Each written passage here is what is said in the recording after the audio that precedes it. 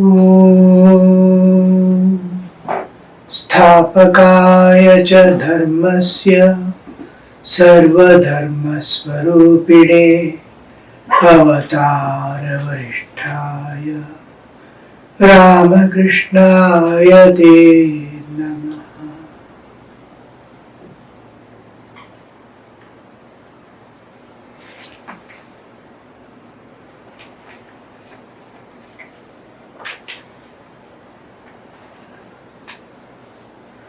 Gospel of Sri Ramakrishna. Looking at Kedar, Master said, he is very nice. He accepts both absolute and relative, that is, God with form and God without form. Nirguna Nirakara and Saguna Sakara. He believes in Brahman, but he also accepts God's and divine incarnation in human form. It's a deep science how the absolute, the infinite becomes finite, and this finite doesn't limit the infinite, it remains as it is, unchanging. Like a wave appearing in an ocean doesn't affect the ocean at all. Ocean remains ocean with wave or without wave. God incarnating and taking form is like a wave coming up in the ocean of Satchidananda. So, wave coming up does not differ. His being is one with the Absolute. The wave, its whole being is one with the ocean, and there cannot be a wave without a ocean. Like that, when God incarnates, He is one with the absolute existence, inseparable one, and experiences the oneness with it. Just like a wave experiences its oneness with the ocean. Like that, incarnation also experiences its oneness with the absolute existence, Satchidananda, at all times. He is an inseparable part of that absolute, unchanging, eternal reality. And he is assuming a form for the sake of devotees. So this concept, to accept a avatara, any form coming like Rama, Krishna or anybody who has come into the universe to reset the dharma, the spiritual righteousness, not ordinarily physical material righteousness like moral perfections, it's spiritual perfection, spiritual. So this avatara, to accept it as avatara, the moment we say he accepts avatara, he accepts the absolute also and its manifestation as avatara. I accept Sri Ramakrishna, or I accept Krishna or Rama. When I say Krishna, even a Hindu says Krishna, it is the absolute appearing as if taking just a projection, a wave presenting the ocean being as it is. A wave has appeared in the ocean.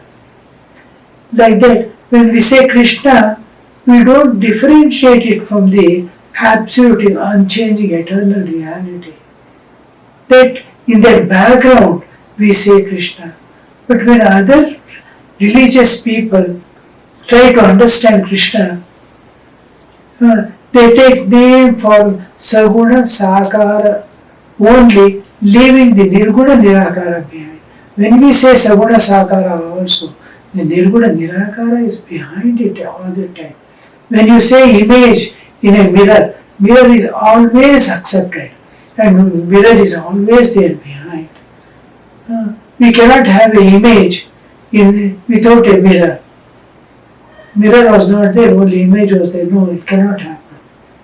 Like that, avatara cannot be there without the absolute existence behind, and this avatar is aware of that oneness with it. We people also or may not be a wave but a ripple in the same ocean, Satchidananda. But we are not aware of our oneness with it. The day we come to know our eternal oneness, there is a screen covering the intellect which is separating my existence from the absolute existence, identifying with the body. So this is making me not know myself independent of body. Oh, I am eternally one. Aham Brahmasmi, when I realize the truth that I am Brahmasmi, I see myself a ripple in the ocean of Satchidananda. Same like Avatara, huge wave and I'm a small wave, but one with that oneness with the Absolute is unseen. The Ishvara, when he comes down in the human form, is aware of its oneness at all times with the Absolute existence and has a power to control, govern the whole universe, which we don't have. Even of realizing Aham Brahmasmi, I can never be the Ishvara, the God or the incarnation. Incarnation and the ordinary people, realized souls also, they cannot be equated. Though he is also the Ishvara, the Lord of the universe, he is also one with the Absolute, doesn't have an independent existence apart from that. I also, I don't have an existence independent of the Absolute existence. I am also one with the, but there is a great difference between my being one with the Brahman and the Ishvara being one with the Brahman. On the other side, I am a Jiva, he is Ishvara. What powers he has, he can destroy the universe, create the universe, he can do anything with it. He can give mukti to a Jiva at now, he can erase the karma of others, which even though of realizing Aham Brahmasmi, I even after I become mukta from the whole nature, still I don't have the powers equal to Ishvara doesn't come to me. This is the difference. But you are eternally free from the nature and all its laws. You are free, you are mukta. But Ishvara is Ishvara. Jiva, after realization also is Jiva. He becomes one with the ocean, Satchidananda. Ripple dissolves in the ocean. When the Avatara gives up the body also, he becomes one with the ocean, retaining his Rupa, Guna and thing to continue the process of Dharma Samstapana, because the universe continues and the Ishvara continues. His manifestations also continue. The avatar now, Ramakrishna we all accept as avatar, not as a realized soul, not as a saint. We accept him as the incarnation of God. When God incarnates, it's an entirely different scene. He leaves a Leela behind. He leaves an identity behind which continues along with the creation millions and millions of years. It's found within. Anytime you want, you can invoke it and interact with it. Because it's a part of the Ishvara. After I realize and go, my existence in this universe no more remains. It gets totally erased and goes away. Whether it is Rama or Krishna, any aspect of avatara of any time you can interact with any time, because they are eternally existing Nama Rupa Guna in the nature. And whoever acquires, whoever tunes to that, whoever surrenders to that, it manifests. So this is the main difference. Now, he also accepts gods, number of gods and goddesses, Varuna, Indra and all these four. The gods, what we call gods in Hinduism, are the standard powers in the nature that we can interact with, which help our living, which is a participant in our life, knowingly or unknowingly, like rain. like sunshine. All these are making my life possible on this earth. But for sunshine, I cannot live on this earth at all. I have no existence. Life cannot exist on the earth without sunshine, water and air. So these powers that sustain life on this earth, these powers are associated always with Chaitanya, consciousness. And these powers we call Abhimana Devata. And we usually use the term Devatas. And in English we use gods with G, small letter, not capital. Gods and goddesses. These are the powers. Now, if it has a subsequent manifestations, we are the functioning independent of its natural functioning, then we give the female form as goddess. Now, for example, fire. Fire doesn't have any fire, its nature is to burn. When we take this fire as nature to burn alone, we give the masculine Agni, a masculine form. Suppose the same power is going to manifest in different ways for different functions, then we use the term Agni with the feminine form. We give a feminine form. Now, Varuna, water, air, they have different powers, different manifestations. Water, somewhere it is manifesting as ice, huge blocks, solid ice on which you can walk and go. Water is entirely different nature. It has liquidity, it's flowing. So when its manifestations are considered, we give the different names. Varuna with feminine, Varuna, we may say. The Shakti of the Varuna, which is manifesting, we call it Shakti. And similarly, Vayu. Vayu Devata, Vayu Devi, as if when the manifestations are. So air is moving about, sustaining my life. Suppose it becomes wild and starts becoming a tornado, then you can see its power is changing. It becomes a Shakti. It's acting as a Shakti. When there is manifestations, various functions other than its own nature, then we call it Shakti and give a feminine form because of the different manifestations. And if we not, we give the masculine form as considered as the Adhara. Adhara, Adhiya. So here the various gods were in Hinduism, we say gods, it is existing powers with consciousness, associated with consciousness. There are conscious powers in the universe which are working in different ways, sustaining life and sustaining the universe. Apart from this, incarnation, he accepts gods and goddesses and divine incarnation in human form. Divine incarnation can be in so many forms. This Dashavatar itself you consider, Matsya, Kurma, Varaha, Narasimha, all these aspects you can consider. Different human form, Ramakrishna also you can consider. So he accepts both. So Sri Ramakrishna is telling he believes in Brahman but also accepts gods and divine incarnation in form. Now the author who is recording is writing his opinion. In Kedar's opinion, Sri Ramakrishna was an incarnation. In Kedar's opinion, Sri Ramakrishna was such an incarnation. Now he is looking at Sri Ramakrishna as God has come down into human form. One thing is, this Kedar has not yet realized God.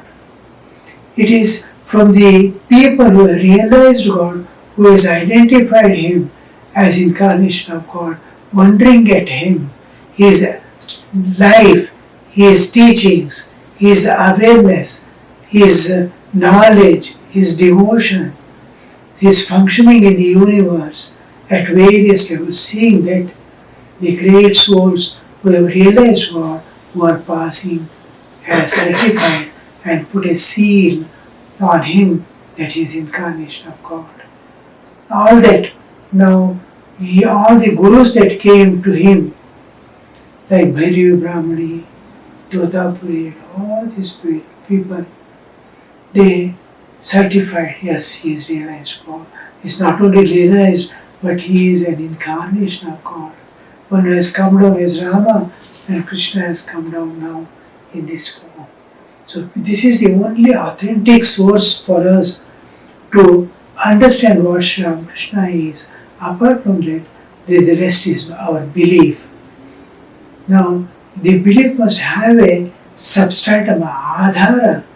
I believe somebody writes a book on someone else as the incarnation of God. Because everyone looks upon his guru as incarnation of God. And then his own experiences he writes, is a transformation he writes, and authenticates that his guru so and so is an incarnation of God. It doesn't last long. It will appear with a few people running about behind. They may get accumulated.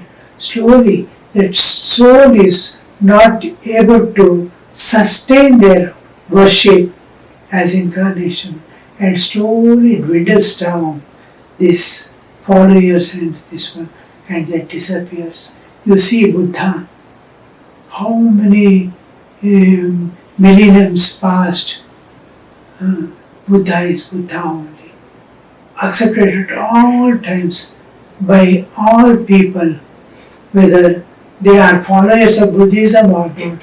Buddha is an enlightened and has come down to earth to teach mankind. This acceptance is there in all people at all times. This sustenance through millions of years, thousands of years will not be there. A few followers will say, join together and say, and for a century or maximum a century and a half it will remain and dissolve and go away. Now Krishna, Rama and all, how many centuries, how many millenniums over, they are continuing eternally through these hearts of the devotees.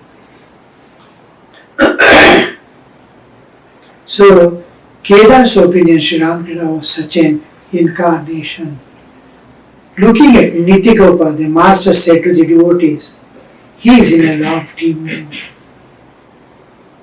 To Nitya, don't go there often. Looking at Nitya, master said to the devotees, he is in a lofty mood. What is this lofty mood? We are constantly in different moods pertaining to this physical world and my own existence. My moods are dependent on my feelings. My feelings create me moods. I am in a particular mood. I heard a song, a beautiful song, and it created a mood. This mood is feeling generated mood. There is another mood which is spiritual mood, which is associated with the eternal existence. This is associated with temporal existence, that is existence, and that is a product of states, a state of existence. This is feeling of heart. I feel is the emotional generation of moods, creating moods. Another is I am in a different state of existence, like waking, dreaming, deep sleep. They are states of existence. I am in different states. So, from mood, spiritual moods are created by different states.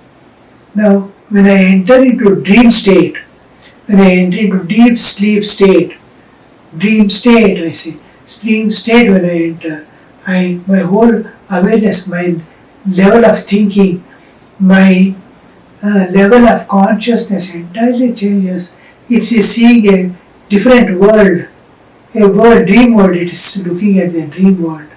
The same eye has forgotten the waking world, waking body, waking everything. Nothing is there in there, not even a trace of it. It is in an entirely different. When dream ends and enter deep sleep, it is deep sleep state. It is at a different level of consciousness. Level of consciousness changes. But when I am in the same level of consciousness, my feeling changes, my mood changes.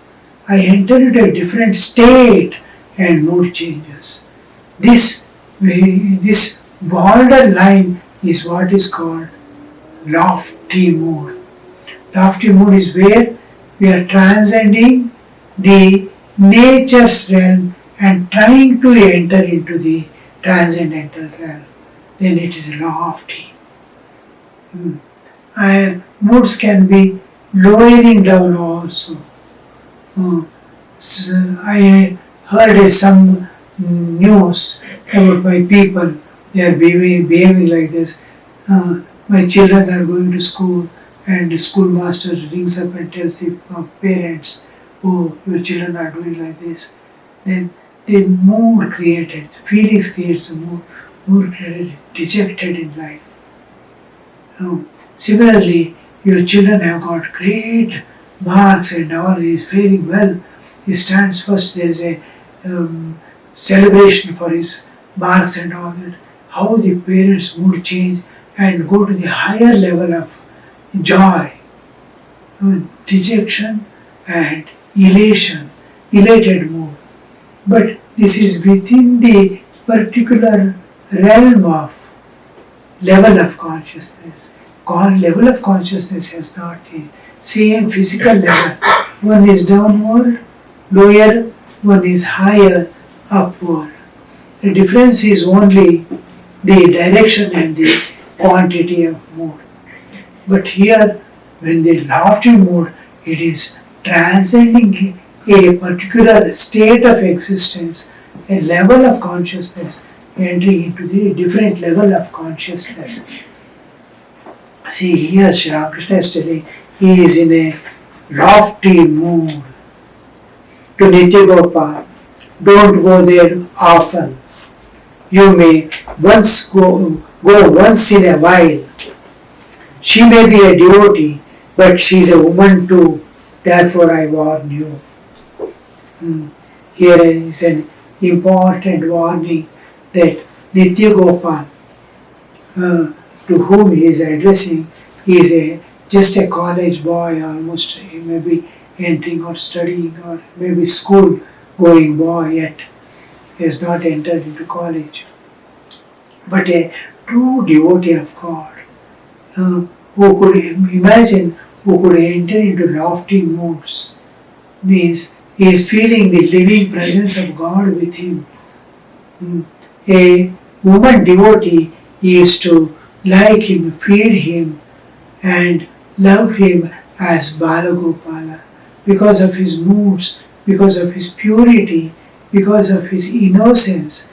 He was, though he was a school-going boy, she is to, just like she could see the divine manifested in that child. Imagine he is entering into, but she is to take him home, feed him, as if she is worshipping an image of God with so much of devotion, so much of love, so much of care, so much of, that is, to see divine in a being and worship is very rare and very difficult. She must be of the same grade of purity, perfection, devotion, understanding. All this must be there in her. With that, she is taking that ball and making him sit. We saw in many places when divinity manifests in a person, it is universally accepted. And whoever looks at that person, even the most worldliest person, he feels a kind of unknown attraction independent of the external bodily existence.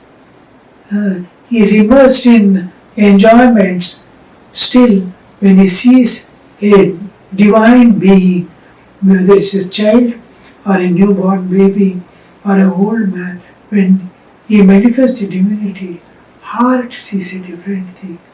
He may be indifferent externally, but heart will be telling him, here is a genuine case.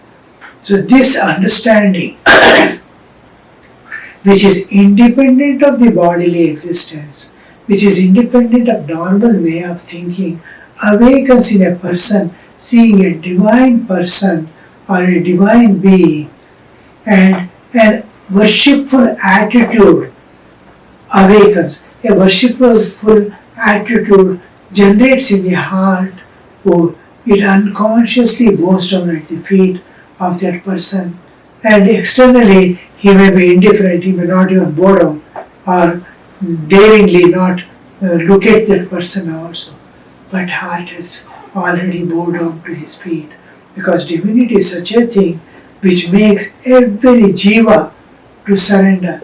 Even you see wild animals, when they come, they seeing a divine person, it immediately becomes calm, shanta. That is nature responding to nature. One Western bull was sent to Kamarpuku when I was in Kamarpuku. They used to chain all the four legs, double chain in the neck, hold it by 10-12 people to move it from one place to another place. Once it becomes wild or turns, all these people will be thrown away. Such power it had, and nobody could control. Then it was sent to Jairambati, Holy Mother's place, where qualified people who can handle such animals were there. And a doctor, one of the Swamis was veterinary doctor, so he too was there. Once it has got somehow released, and it was running wildly here, there in the field, open field. People has gathered round here, uncontrollable, nobody could control it. And people were shouting here, there, gathering, seeing from a distance. And then the Swamiji, who is in charge of not the veterinary doctor, but the Swami who is in charge of the Jairambati, he was a disciple of Holy Mother. And that he was aged. He heard the sound and came out and started asking, what is the problem, what has happened? Then they said, the bull has escaped and is not able to, nobody is able to catch it, control it. It's wildly, he came out and saw, and it's wildly running. Maharaj was walking with a walking, he started straight to entering into the vast field where the bull is. Bull was coming, running, facing him wildly. We thought he's gone, he's going. And the Swamiji is calmly walking in the field. He is not at all worried about the bull running at him. As he was going, the bull came running and suddenly stopped in front of it, in front of the Swami. We all were wondering. Then the Swami went ahead and put his hand on that bull, which is taller than him, and started patting it. And the whole thing, it bowed down with its head and standing there. Then he called people to chain it again. So this is the acceptance. Even the animals, they totally accept heartily when they say a divine manifestation of any type. Even the normal person, if he is divine, it is accepted at all times. Om Shanti Shanti Shanti Harihi Om Tat Sat Shri Ramakrishna Arpanamastu.